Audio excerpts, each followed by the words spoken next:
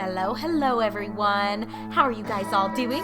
My name is Rabbit and welcome to our next Let's Play project. But before I get into my intro, let's read what is on the screen. It says, without warning, the island suddenly appeared in the sky. Now, I'm never too sure how quickly all of this will scroll through, so we'll try to pace ourselves. It continues, 4 foul and wicked beings claimed it for themselves. They possessed the frightening powers of chaos, destruction, terror, and death. Oh dear. The people were horrified. They called the evil ones Sinistrals.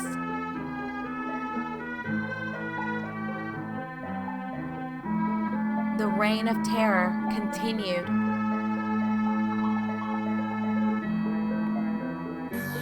The world massed its warriors to battle their dark foes. Side note, I absolutely love this track that's playing right now. It just gives me chills. But the Sinistrals were all powerful, it continues. In desperation, the people called on their bravest fighters, Artea, Guy, Maxim, and Salen. And so began the final battle. Oh goodness, are we really opening a JRPG with a final confrontation? What a weird little twisty twist. But okay, friends, now as I was starting to say, welcome to our next Let's Play project. As you can see on the screen, it is for Lufia and the Fortress of Doom from the Super Nintendo Entertainment System, or Super Famicom. I am absolutely excited and thrilled to be undertaking this for all of you. For those of you who are somewhat familiar with me and the types of games that I tend to highlight on my channel, you know that I have a very strong passion for a lot of these more retro RPGs. Now, the Lufia IP is not exceptionally obscure, but I do feel like the IP is not as appreciated as it should be. And if I recall correctly, I think the last installment that was released for it came in what, like 2010? Wasn't it the remake of Lufia 2 Rise of the Sinistrals? I think they remade it or like reimagined it for the Nintendo DS or something. Anyway, my favorite game from this IP actually is the sequel, Lufia 2 Rise of the Sinistrals. So I would say my understanding and my emotional attachment to that game is vast. But while I do not, I guess, hold this game as nearly and dearly to my soul and spirit as its sequel, I still think that this game is so much fun. It's incredibly charming, and I think if you're just looking for a genuinely good story and just sweet little adventure with some funny moments, then you aren't going to find a much better game on the Super Nintendo Entertainment System than Lufia and the Fortress of Doom.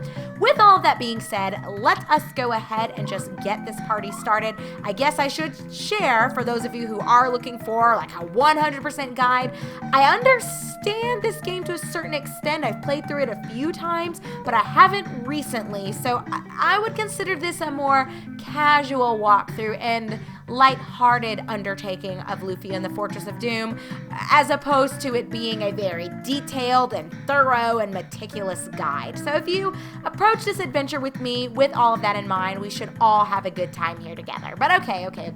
Let's go ahead and get this party started. I'll save all of my thoughts, any analysis that I have, or just random anecdotes and banter. I should say I cannot speak today. I'm a little tongue-tied and tongue-twisted, but that's okay. I usually still find a way to get my thoughts across. But what I am saying is we'll go ahead and get started, and anything additional that I want to offer can just come as the story unravels for us. So we don't really have any way to continue. All of our little save blocks are free. So let's scroll down here to initial. We can go ahead and name our protagonist. I think I want to say that the default that, at least that most people I've seen kind of go with, is hero. We're going to switch it up and kind of be weeb trash, and I'm going to go for Kenzo.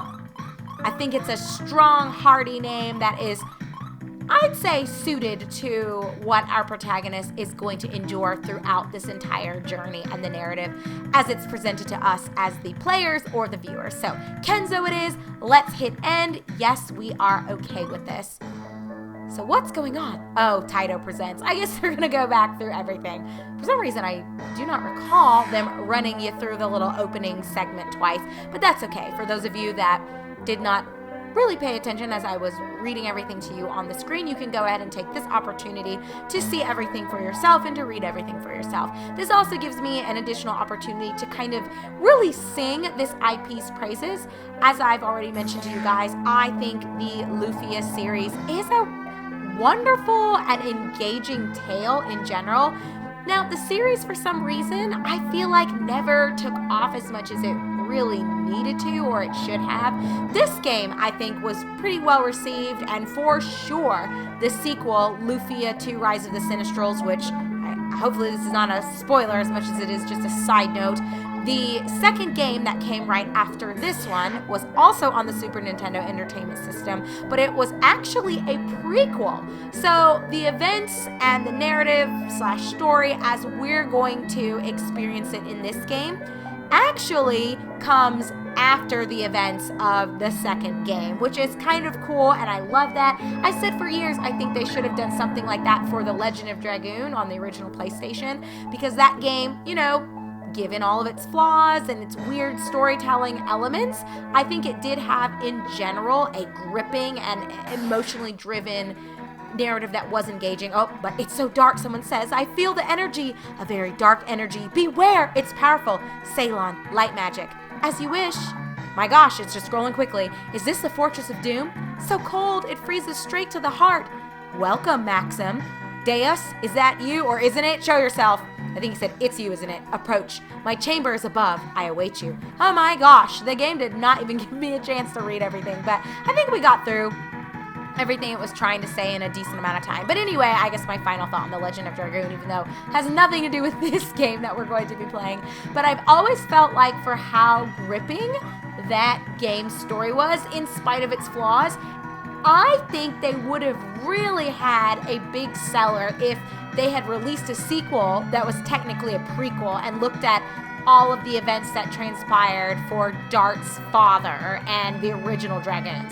So anyway, the Lufia series kind of followed that, where the first game in the IP actually had events that transpired after the events of the second game. So anyway, let's go ahead and turn it over to Lufia and the Fortress of Doom. No reason for us to talk about a totally different game.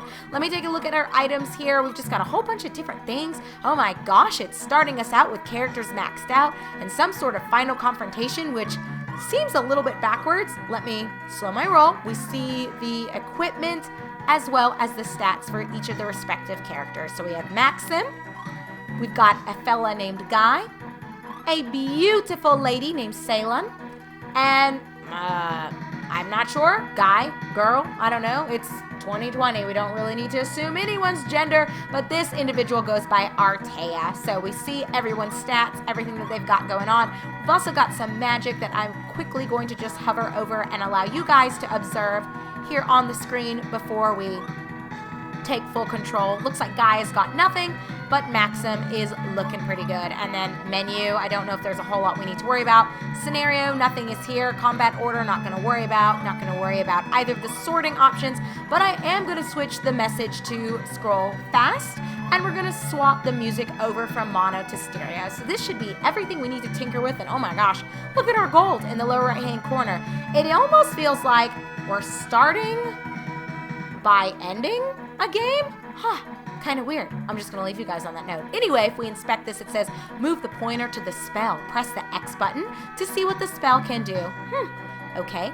I guess we'll just keep that in the back of our minds here. So let's run over this way and grab a power potion. We're not going to really worry too much about any of the items that we're going to pick up. Actually, I will be transparent with you. I don't think... Oh, I guess we could use magic if we really wanted to. I don't know what everyone's weak to, and I don't even know if it matters terribly what we do. But, you know, let's see. I don't know if Sunder. I don't know, we'll just do it anyway, just for funsies and to switch it up. Because why not? And we'll focus that Mad Knight if he's still remaining. And oh my gosh, Blizzard was not that effective or great on those golems, but that's okay. Everyone else should fall once Maxim and Guy kind of throw out their punches here. But as I was starting to say, you actually don't need to waste too much of your time running around here. I will share with you guys that everything that you kind of pick up here in this dungeon area or this castle, it's not anything that's going to bear any major weight in terms of the actual plot's progression. But yay, we did get a level for Maxim, which is nice. We've got some HP, MP, Strength, Agility, and it looks like that's it. Nothing for Salen, Guy, or Artea, although Salen is 827 points away from hitting her next level, so that'll be nice. I just came down here, right? I think I did. So we will run on down and around.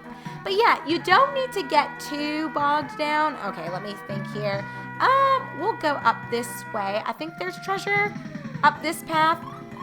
Well, as I was starting to tell you guys, it is not wholly necessary for you to really go through everything here. It's just kind of a way for you to explore, to get a little acclimated with the controls. You know, combat, it's a little unique, especially if you are undertaking this, you know, now in 2020 versus having experienced this when it came out back in the early 90s. You know, combat's a little bit different. I wouldn't quite describe it as real time, but you know, everything just kind of comes up on one menu. You're not really thrust into a totally different environment when you're undertaking these enemy encounters. Anyway, so Salen did level up. We've got 3 HP, 9 MP, 3 intelligence, and 1 agility, followed by 1 magic resistance. Guy will be leveling up soon as well. Artea's got 4 HP, 4 MP, and that's it. Not a whole lot for Artea. Let's grab these chests here.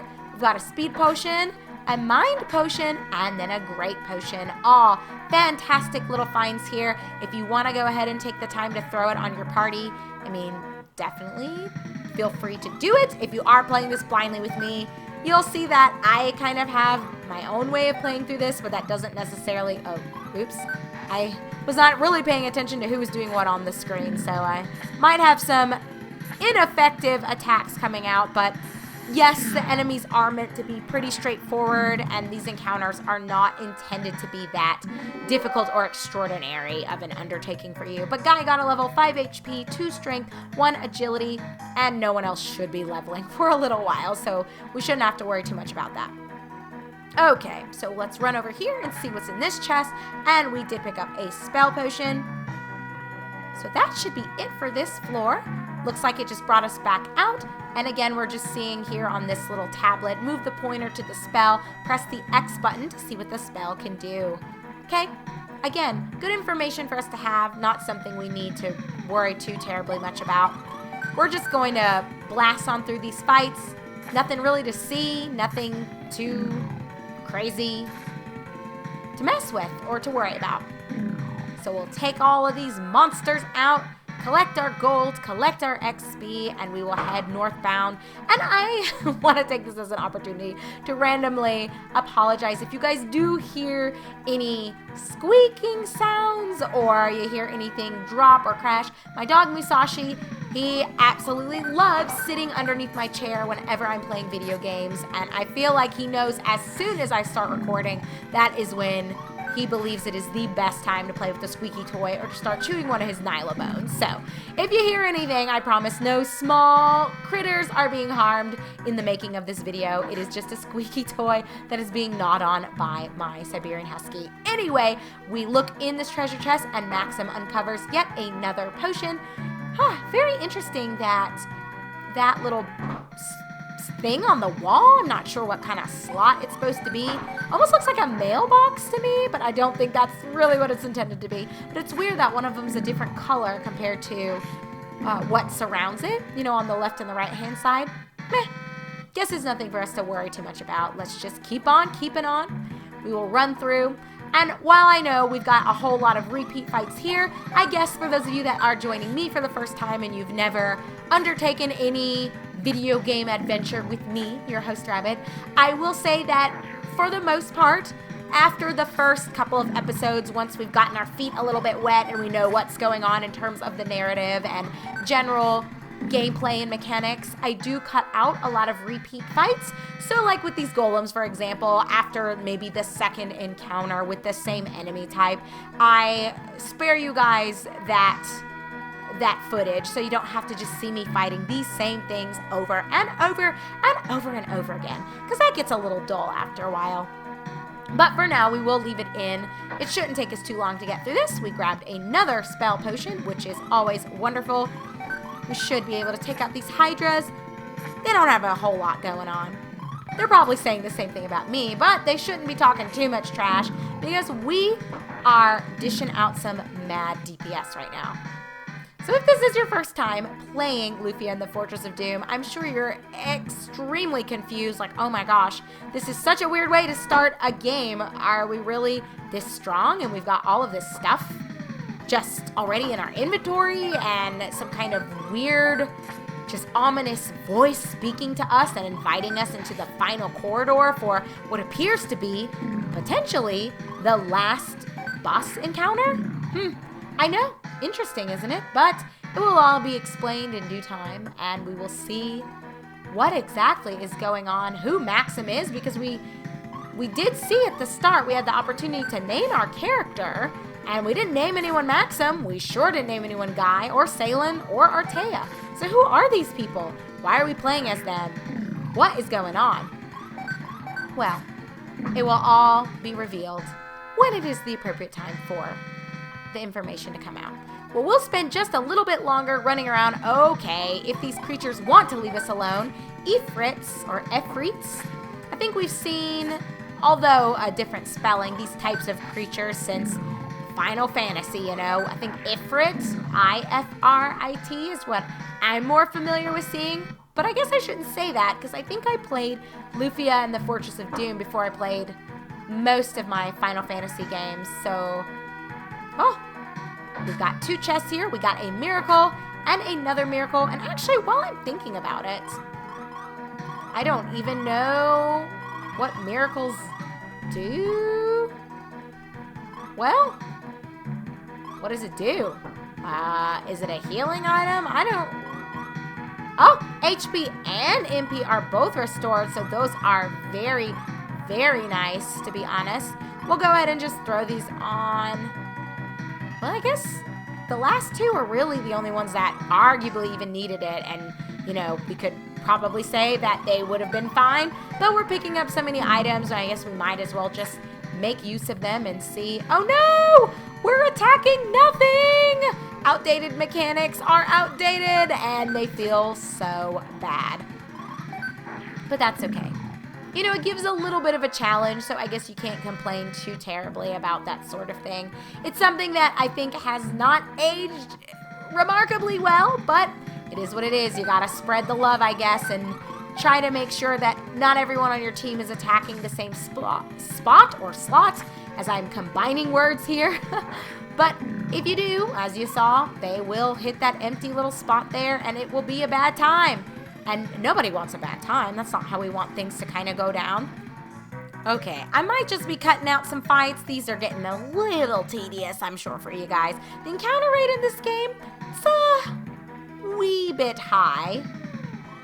But that's all right. We're almost at a good stopping point anyway for our first episode of Let's Play Through Lufia and the Fortress of Doom on the Super Nintendo Entertainment System. We're just going to make a beeline for whatever is up here. And oh my gosh, what is this?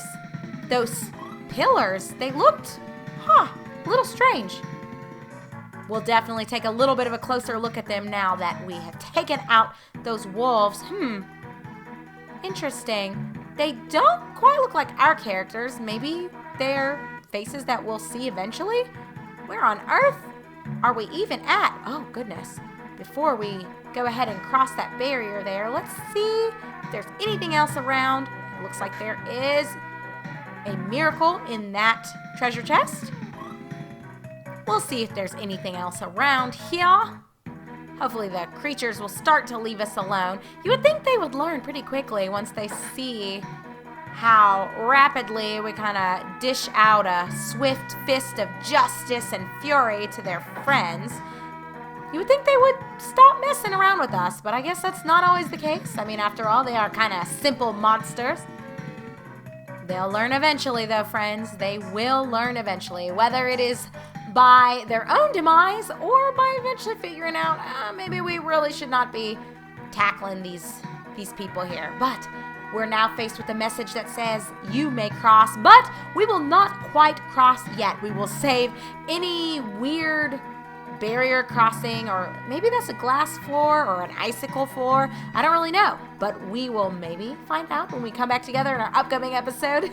But until then, friends, thank you so much for joining me for my first episode of Let's Play Through Lufia and the Fortress of Doom. And I said that with maybe a little bit too much enthusiasm, but I just cannot even express to you guys again how excited and thrilled I am to be undertaking this for you. I hope you are looking forward to watching me play this as much as I am looking forward to playing it for you. But until our upcoming episode number 2, my friends, take care, be good, and I, your host Rabbit, look forward to seeing you guys there.